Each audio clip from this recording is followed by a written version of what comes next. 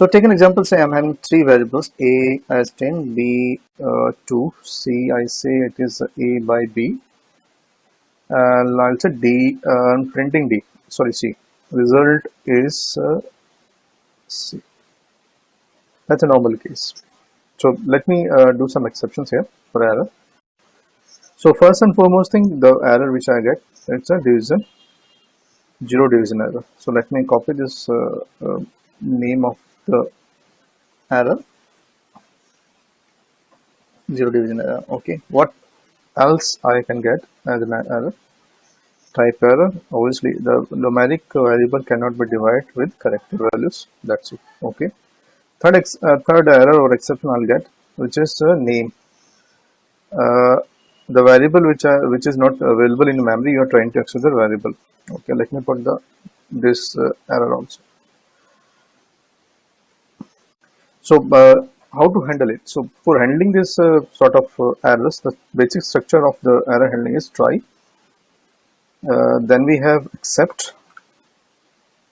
Then we have else. Then we have finally.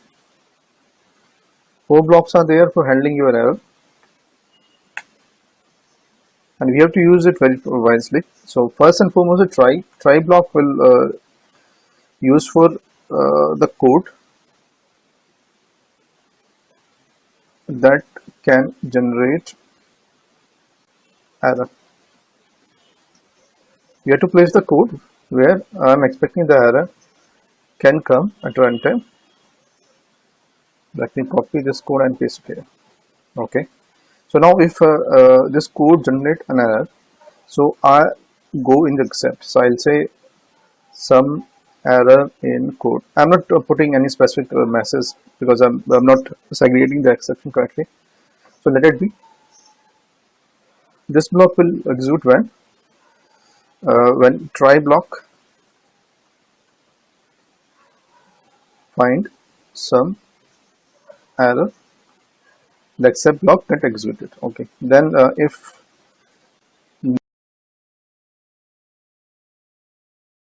no error, then else block will get executed. So like no error in code. That's it. Now finally block will run in both the cases. It executes in both the case of error. If error is there or not, in both the case finally will run. I'll say transition execute. That's it. Simple message. So let's see the message part. So first and foremost thing I'm saying is some error in code. Message is there because error is there in my code. That's good. And this transaction message is also there because the finally block will run in both the case whether or not we do have error in the code of try block. So let's try to handle this code first. So I'm saying I'm expecting one error, that is it seems name error is there. So I'll make except.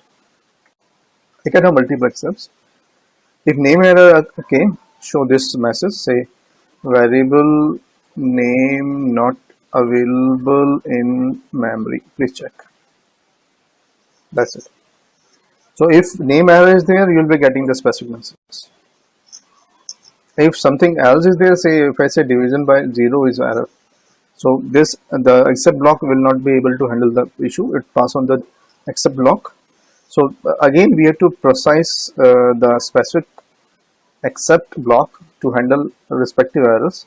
If you do have list, I recommend you go for the all except block with the specific error message to make it more readable for end user to identify what is the actual error of the code which you are trying to handle.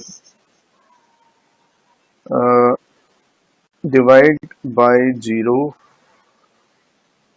error. That's it. So similarly, I can go for other also. So except I'll say one more thing is there. Say let me take a type error, which was because of putting corrected value in place of numeric value. Say invalid value for calculation. So depending on your exception type, you'll get the exception or error, you can say. So if you don't have any error, you'll get an output. Name, okay, let me see the correct this also. Result, no error in code. So